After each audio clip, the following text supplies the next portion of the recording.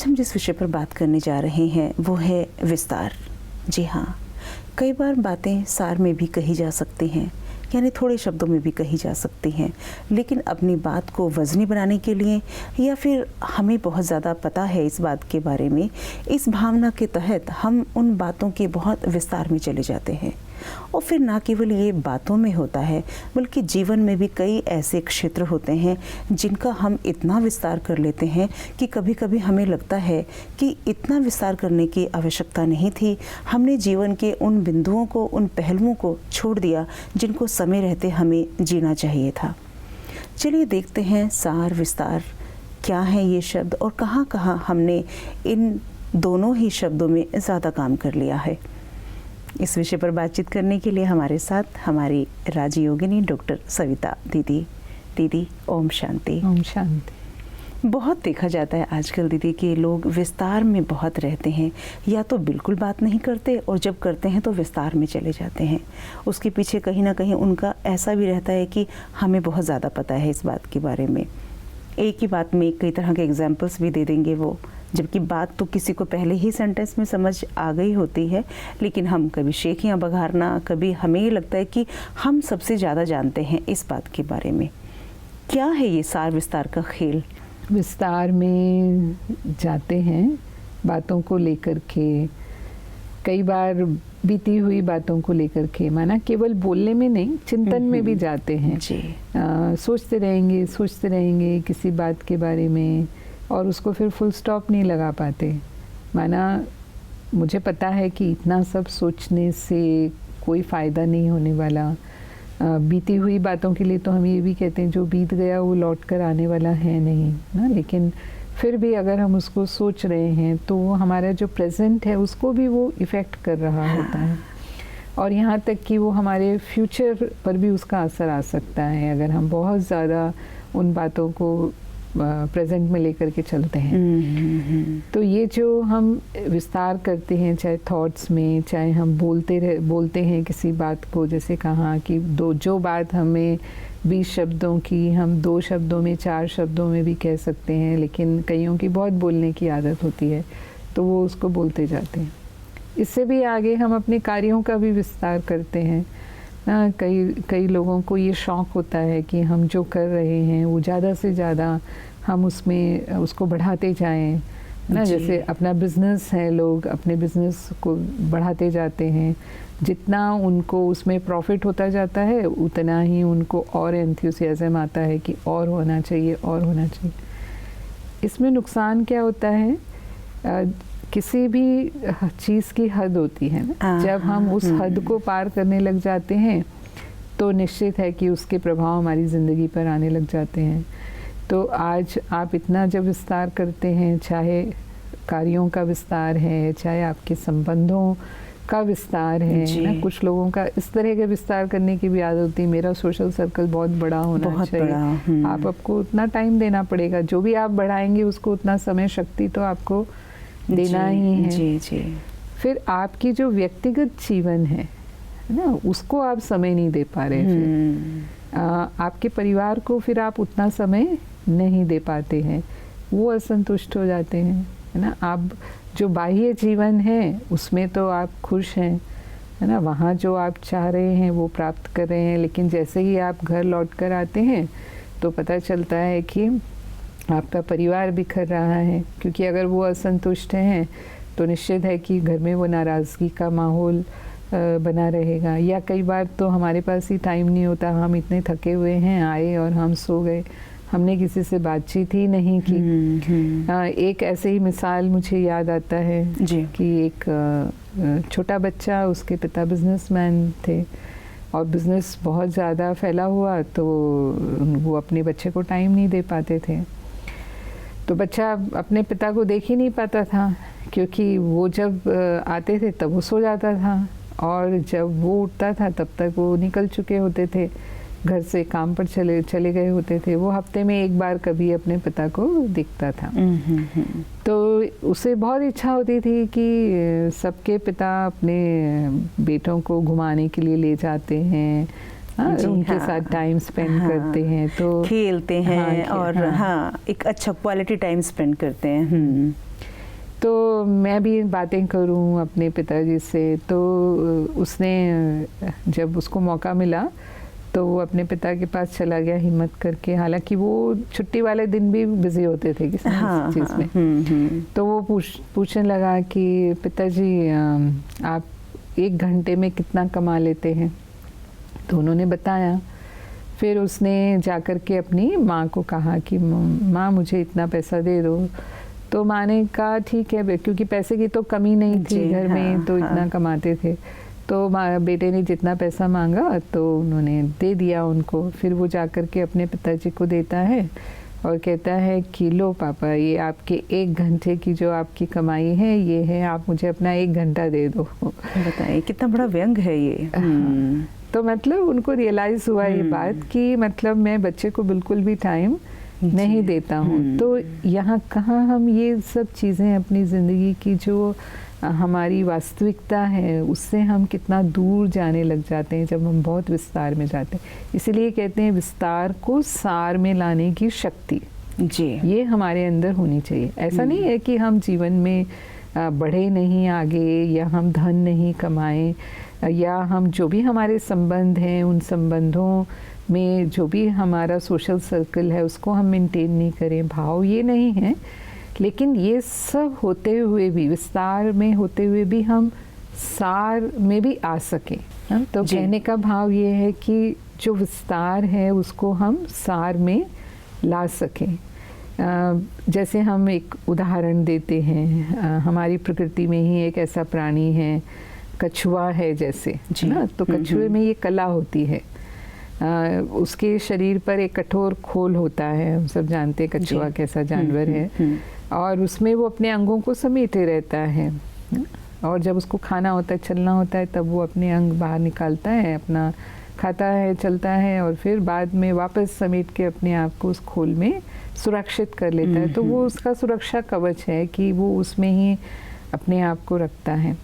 तो मतलब जब चाहे वो अपने अंग से काम करता है, जब चाहे अपने अंग को वो समेट लेता है। जी। तो इंसान के अंदर भी ये शक्ति है, लेकिन उसे हमें यूज़ करना है कि जब चाहे हम कर्म करना, अपनी कर्मेंद्रियों से हम कर्म करें, अपने मन बुद्धि को पूरी एकाग्रता से अपने कार्य में लगाएं, और जब कार्य समाप्त होता है हमारा तो हम अपने मन बुद्धि को समेट लें, अपनी कर्मेंद्रियों से नियारा कर लें, और नियारा करके अपनी आत्मा में हम स्थित करें।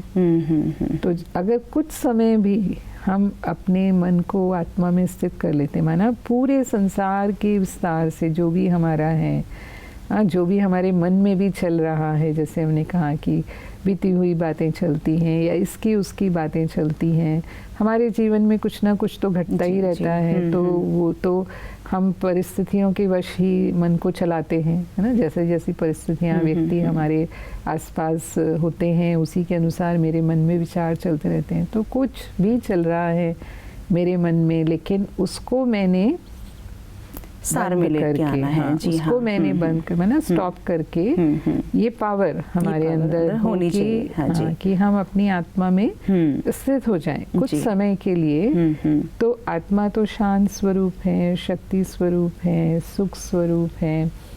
तो वो अनुभूति फिर हमें होती है, वो आनंद जो है वो हमें मिलता है। यही मेडिटेशन है जो हम सिखा रहे हैं इतना समय से कि मेडिटेशन क्या है। तो ये होता है कि संसार के सारे कार्य तो हम कर ही रहे हैं, लेकिन वो करते हुए भी मेरी आत्मा की उन्नति भी होती रहे, यानी जो मेरी स्व उन्नति है, मेरी स्व स्थिति है, वो भी कायम हम रख पाएं उस विस्तार के अंदर भी।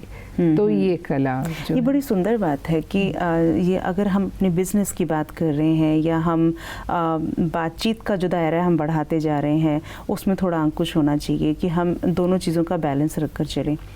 लेकिन जैसे जो लोग अब जिनका अपना कोई फ्रेंड सर्कल नहीं है, घर में ही रहते हैं, अकेले रहते हैं, तो फिर घर में ही लोग कहते हैं कि चलिए थोड़ा बाहर निकलिए, अपना दोस्त बनाइए, बाहर थोड़ा फ्रेंड सर्कल बनाइए, आइए जाइए, अब घर में ही रहते हो, कुछ नहीं करते हो। तो वहाँ भी थोड़ा जैसे होता है ना कि फिर वहाँ विस्तार करना पड़ता है हमें अपने दोस्तों का ना, वो भी जैसे कई बार होता है।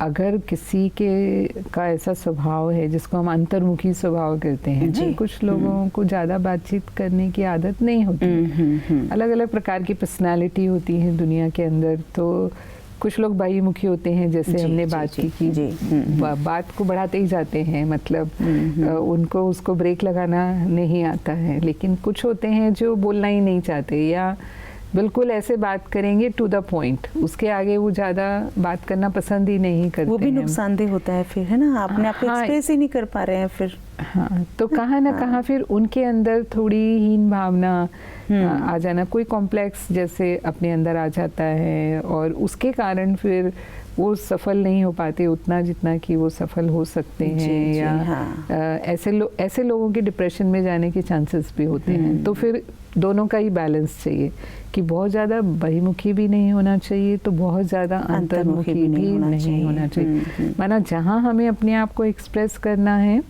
वहाँ हम अपने आप को एक्सप्रेस भी कर पाएँ। अच्छा चलो, हमें बहुत ज़्यादा फ्रेंड सर्कल, जैसे मैंने बताया कि अगर हमने बहुत विस्तार किया तो हमें उनको समय ही देना पड़ता है, लेकिन ठीक है, जहाँ जितना आवश्यक है उतना ज़रूर हम मेंटेन कर लें, बहुत ज़्यादा हम ना बढ़ाएं, वो ठीक है।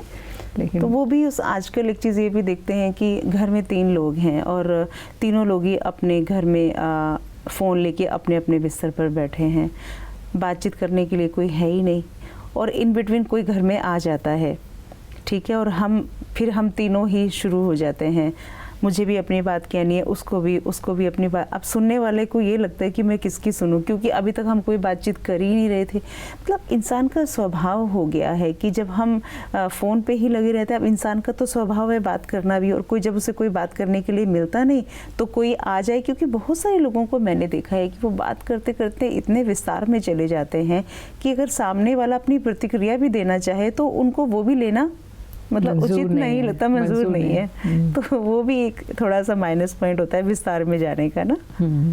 जी।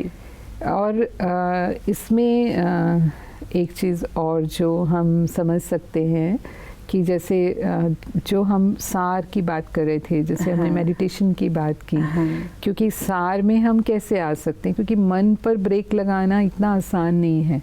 जैसे हम कहते हैं कि कोई ऊंची पहाड़ी पर अगर हम जा रहे हैं और अगर हमारे ब्रेक पावरफुल नहीं है तो फिर अगर ब्रेक फेल हो गया तो एक्सीडेंट हो सकता है, जाहिर सी बात है। तो ऐसे ही हमारे मन का होता है, माना अगर हम मन को उतना वो ब्रेक नहीं दे पाते तो हम परिस्थितियों में उलझते हैं, जो हमारे जीवन की प्रॉब्लम्स हैं उनको हम खुद बढ़ा रहे होते हैं, क्योंकि जैसा हम सोचते हैं, हम ये जानते हैं कि जैसा हम सोचते हैं वही हम निर्माण कर रहे हैं, माना वही हम अट्रैक्ट कर रहे हैं। तो ऐसे में जब हमारे अंदर सार में आने की शक्ति आती है, ये शक्ति बिना अभ्यास के तो नहीं आ सकती। एक तो पहले तो हमें रियलाइजेशन चाहिए कि सचमुच में हम इतना विस्तार में जाते हैं और ये विस्तार में जाना हमारे लिए इतना नुकसानदायक है। तो पहले तो हम रियलाइज़ करें और फिर उसको हम सार में लाने के लिए ना रोज़, जैसे कहा कि अगर हम मेडिटेशन करते हैं और फिर अगर हम नियारा कर लेते हैं अपने आप को, जैसे हमने अभी एग्जाम्पल लिया कि एक कछुआ जैसे उसके अंदर ये पावर है, तो वो हम अपने अंदर वो डेवलप कर लें और अपने मन को हम न सिर्फ शरीर से न्यारा करें, माना आत्मा में स्थित करना, माना शरीर से न्यारा करना, कर्मेंद्रियों से न्यारा करना, लेकिन इस संसार से भी न्यारा करें। जी जी। तो इस संसार से भी, संसार का कितना विस्तार है, इतनी बड़ी दुनिया है, उससे मन निकल करके अपने ओरिजिनल होम जो परम धाम है, वो हमारा जो घर है जहाँ हमारे पिता रहते हैं, परम पिता रहते हैं, वहाँ तक मैं अपने मन से जाती हूँ और उनसे मैं कनेक्ट होती हूँ, है ना, उनसे हम मिलन मनाते हैं, तो मन की स्थिति बहुत ऊंची हो जाती है। जी। फिर जैसे हम देखते हैं कि जैसे एरोप्लेन उड़ता है आसमान में, तो उसके नीचे कितने भी पहाड़ हैं, नदियाँ हैं, कोई ट्रैफिक है, उसके लिए कोई मायने नहीं रखता, क्योंकि वो इतनी हाइट पर है। जी। तो जी। वो विघ्न बाधाएं उसके लिए ख़त्म ही हो जाती हैं। तो ऐसे ही हमारे साथ हम वो अनुभव कर पाते हैं कि जब मेरा मन इतनी ऊंचाई पर है और ईश्वर के साथ है, तो फिर संसार की जितनी भी बातें हैं छोटी लगती हैं आपको, वो एकदम छोटी हो जाती हैं हमारे लिए, जैसे कि है ही नहीं, उसका अस्तित्व ही नहीं है। तो न्यारा हो जाना, जब चाहे न्यारा हो जाना, और फिर जब चाहे अपनी कर्मेंद्रियों को हम विस्तार में ला करके उसे यूज़ करें। तो उसको हम कहेंगे कि जब चाहें हम विस्तार कर लें और जब चाहें अपने आप को हम सार में स्थित कर दें। तो ये जीवन जीने की कला है। हाँ, मुझे लगता है कि ये जैसे कि कई बार हमारी बहनों को भी आदत होती है, हम महिलाओं में एक आदत होती है कि कोई भी बात है हम उसको बार बार सोचते जाते हैं और उसको सोच के इतना विस्तृत कर देते हैं, उस बात का इतना विस्तार हो जाता है कि हमें पता ही नहीं चलता कि हमने शुरुआत कहाँ से की थी। जैसा कि आपने कहा कि बात छोटी सी है और उसको हमने सोच के इतना बड़ा कर दिया, अब उस जो एक बात है उसका इतना विस्तार हो गया, अब उसका प्रभाव हमारे मन पर भी पड़ रहा है, हमारे शरीर पर भी पड़ रहा है, हमारे रिश्तों पर भी पड़ रहा है। तो वहाँ वो जो एक अंकुश लगाने की जो ज़रूरत है, वो वहाँ कैसे अपने आप को समझाएं कि हम जो इस बात के विस्तार में जा रहे हैं, ये बात है, एक बात है आई और चली गई, लेकिन हम उस पे अंकुश नहीं लगा पाते। यही जो मैंने अभी अभ्यास बताया ना कि अगर हम रोज़ ये मेडिटेशन करेंगे, माना चले गए विस्तार में, लेकिन मन को जो ब्रेक देना है वो कैसे दे पाएंगे। तो मन को विड्रॉ कर लिया, अपने सब जो भी हम कर रहे हैं और उसको अपनी आत्मा में स्थित कर लिया। अब इतनी लंबी जर्नी में हम ये तो समझ ही गए हैं कि मैं आत्मा हूँ और मुझ आत्मा की जो निजी गुण है वो कितने पॉजिटिव हैं। तो मुझ आत्मा के जो निजी गुण हैं, है ना, वो जैसे कि शांति, उस शांति का अनुभव करना, उस आत्मिक शक्ति का अनुभव करना, आत्मिक सुख का अनुभव करना। तो जब हम उसमें स्थित हो जाते हैं तो फिर ये जो व्यर्थ संकल्प हमारे चलते हैं या नेगेटिव संकल्प हमारे चलते हैं, उनको हम ब्रेक दे पाते हैं। लेकिन वो अभ्यास तो हमें करना पड़ेगा। तो तब हम उसको अंकुश लगा पाएंगे। कई बार लेट गो करना बहुत मुश्किल होता है जी, खासकर जो हर्ट्स होती हैं। किसी ने मुझे दुख, हम तो यही समझते हैं कि इसने मुझे दुख पहुंचाया, और ऐसे दूसरों के लिए ही हम शिकायत करते हैं। वो हमने उसको ऐसा सोच लिया, ये हम नहीं सोचते। मतलब दूसरे का काम है कहना या करना जो उसने किया, लेकिन हम उसे कैसे सोच रहे हैं ये तो हमारी चॉइस होती है। तो यहाँ पर हम अपनी सोच को बदलने का अभ्यास, माना मैं जो नेगेटिव जा रही हूँ उसको मैं कैसे पॉजिटिव बना लूँ। जब हम सेल्फ इंट्रोस्पेक्शन करते हैं तभी हम इस चीज़ को चेंज कर पाएंगे, है ना। तो ये मेडिटेशन में हम करते हैं। तो अगर हमें सार में आना है ना, तो फिर ये ज़रूर हमें अभ्यास अपने जीवन में करना होगा। हमें शक्ति को पहचानना होगा, है ना, और हमें ये समझना होगा कि हमने इस बात के ऊपर जितना सोचा, जितना विस्तार में जा रहे हैं, हमारी कितनी शक्ति उसमें जा रही है। उसी शक्ति को अगर हम और किसी और काम में लगाएं या कुछ पॉजिटिव सोचने की तरफ हम लगाएं तो एक अच्छा कार्य हम कर सकते हैं और एक ही समय में दो काम भी हमारे हो जाएंगे। बहुत सुंदर जानकारी दीदी। आज की इस पूरी बातचीत से हमने इतना तो जाना कि जिस तरह की चीज़ें हम जीवन में कर रहे हैं, हमें ये देखना होगा कि हम उन चीज़ों को कितना सार में लेके जाएं और कितना विस्तार में, क्योंकि ये तय करना हमारी ही जिम्मेदारी है। इतनी सुंदर जानकारी के लिए दीदी आपका बहुत बहुत धन्यवाद। ओम शांति। दोस्तों, सार विस्तार ये दोनों हमारे जीवन के साथ साथ चलते रहते हैं। बस हमें तय ये करना है कि कौन सी बात के लिए हमें विस्तार में जाना है और किसके लिए हमें सार में जाना है। अच्छा तो यही रहेगा कि हम सार तक ही सीमित रहें, क्योंकि अगर आप सार में रहेंगे तो आपकी एनर्जी भी बचेगी, समय भी बचेगा। हाँ, विस्तार भी करें, जैसा कि दीदी ने कहा कि आप अपने बिजनेस का, अपने काम का, अपने धन का विस्तार करें, लेकिन उस विस्तार में आपके अपने कहीं आपसे पीछे ना छूट जाएं। इस चीज़ का भी आपको ख्याल रखना होगा। एक नए विषय के साथ फिर आपके सामने हाजिर होंगे। तब तक के लिए दीजिए इजाज़त। नमस्कार। ओम शांति।